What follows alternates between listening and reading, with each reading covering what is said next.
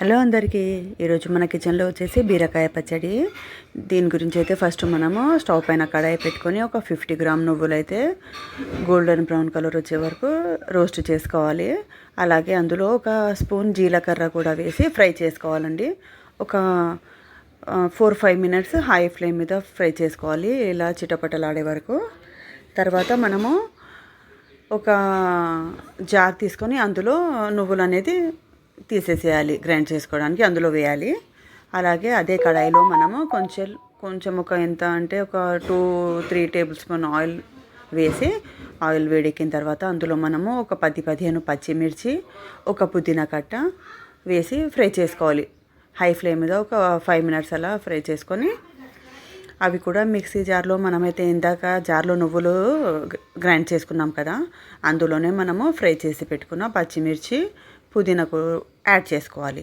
అలాగే అందులో ఒక 1 టీ స్పూన్ సాల్ట్, ఒక 5-6 వెల్లుల్లి రెబ్బలు కూడా వేసేసేయాలి జార్లో.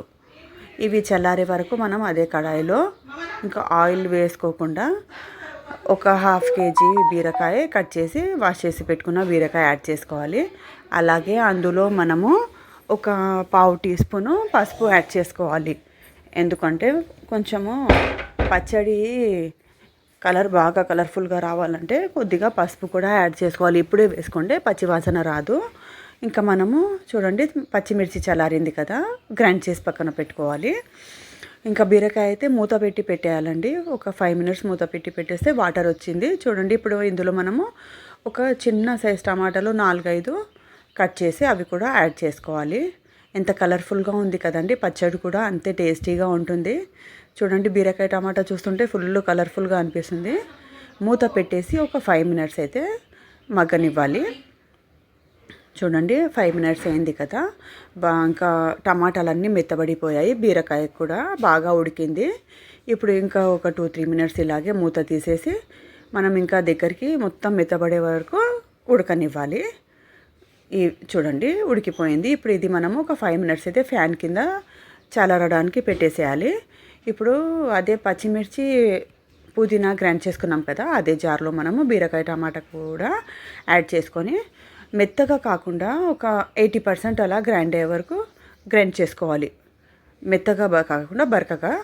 ఇప్పుడు మనము ఒక గిన్నె పెట్టుకొని స్టవ్ పైన అందులో మనకు సరిపడంత ఒక 4-5 టేబుల్ స్పూన్ అలా ఆయిల్ వేడెక్కిన తర్వాత అందులో మనము జీలకర్ర, ఆవాలు కొంచెం కలర్ మారే వరకు ఫ్రై చేసుకొని అందులో ఒక 5-6 పచ్చిమిర్చి కూడా ముక్కలుగా తుంచి వేసుకొని అందులో మనము కొంచెం కరివేపాకు కూడా టేస్ట్ గురించి యాడ్ చేసుకోవాలండి. ఇంకా పచ్చళ్ళలో, పప్పులో అయితే కరివేపాకు కంపల్సరీ, అది వేస్తేనే దాని సువాసనతోనే ఇంకా పచ్చడి టేస్ట్ ఇంకా బాగా వస్తుంది. చూడండి, పచ్చడి కూడా ఇప్పుడు మనము రోట్లో నూరినలాగా రెడీ అయిపోయింది. ఎక్కువ నూరకూడదు, సేమ్ 50-60% నూరుకోవాలి. ఇంకా మన టేస్టీ బీరకాయ పచ్చడి అయితే రెడీ అయిపోయింది. చాలా బాగుంది ఫ్రెండ్స్.